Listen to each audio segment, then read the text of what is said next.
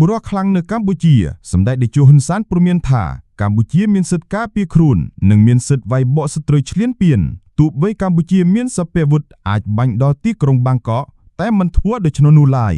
បុរសខ្លាំងនៅកម្ពុជាសម្ដេចតេជោហ៊ុនសែននាយឧត្តមសេនីយ៍ភុតលេខផ្កាយមៀង5ប្រធានព្រឹទ្ធសភាបានព្រមានយ៉ាងធ្ងន់ធ្ងរថាប្រទេសកម្ពុជាមានសិទ្ធិការពារខ្លួននិងមានសិទ្ធិវាយបកទៅលើខ្មាំងសត្រូវដែលមានមហិច្ឆតាឈ្លានពានទឹកដីកម្ពុជាបើទោះបីកម្ពុជាមានសព្វវុធអាចបាញ់ដល់ទីក្រុងបាងកកក៏ប៉ុន្តែកម្ពុជាមិនធ្វើបែបនេះទេ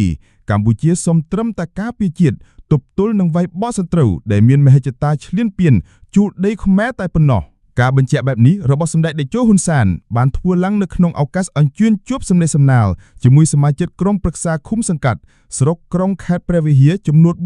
446នាក់នៅសាលាខេត្តព្រះវិហារនាព្រឹកថ្ងៃទី27ខែមិថុនាឆ្នាំ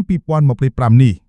ពាក់ព័ន្ធនឹងចំនួនព្រំដែនរវាងកម្ពុជានិងថៃត្រូវសម្ដេចតេជោហ៊ុនសែនបានបញ្ជាក់ថាកម្ពុជាចង់បន្តដោះស្រាយបញ្ហាព្រំដែនរវាងកម្ពុជានិងថៃដោយសន្តិវិធីតាមយន្តការទ្វេភាគីផងនិងតាមយន្តការតុលាការយុត្តិធម៌អន្តរជាតិផង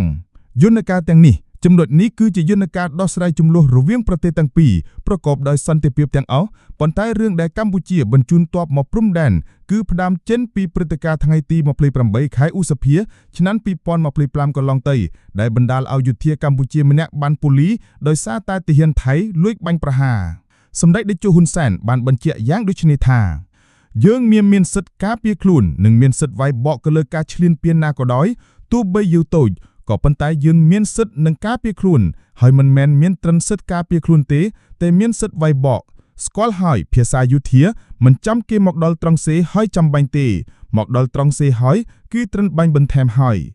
កម្ពុជាមិនមានមហិច្ឆតាវាយប្រហារដល់ទីក្រុងបាងកកនោះទេបើទោះបីជាសមត្ថភាពសព្វវុធរបស់កម្ពុជាអាចមានលទ្ធភាពបាញ់ទៅដល់ទីក្រុងបាងកកក៏ដោយប៉ុន្តែកម្ពុជាមិនធ្វើទង្វើបែបនេះនោះទេសម្ដេចតេជោហ៊ុនសែនថ្លែងបែបចំអកថាអាវុធអេតចាយកម្ពុជាមានលទ្ធភាពគ្រប់គ្រាន់ដើម្បីការពារទឹកដីខណៈអាវុធទាំងនោះធ្លាប់បានប៉ះទង្គិចគ្នាម្ដងហើយកាលពីឆ្នាំ2008និងឆ្នាំ2011ជាមួយសត្រូវការថ្លែងរបស់សម្ដេចតេជោបែបនេះគឺចង់សម្ដៅទៅកាន់ភាគីថៃដែលតែងតែអួតបង្ហាញនូវអូតផតអាកនរបស់ខ្លួនជារឿយលើនោះឯងជាមួយគ្នានេះដែរសម្ដេចតេជោហ៊ុនសែនក៏បានចោទសួរទៅកាន់ទីក្រុងបាងកកថាអ្នកបានចោទកម្ពុជាជាអ្នករំលោភចុះហេតុអ្វីបានជាអ្នកមិនប្តឹងទៅតុលាការនៅលើពិភពលោកមានតុលាការយុត្តិធម៌មួយហេតុអ្វីក៏ថៃមិនប្តឹងទៅតុលាការសន្តិសុខអន្តរជាតិហើយហេតុអ្វីក៏អ្នកមិនដំណើរការតាមផ្លូវច្បាប់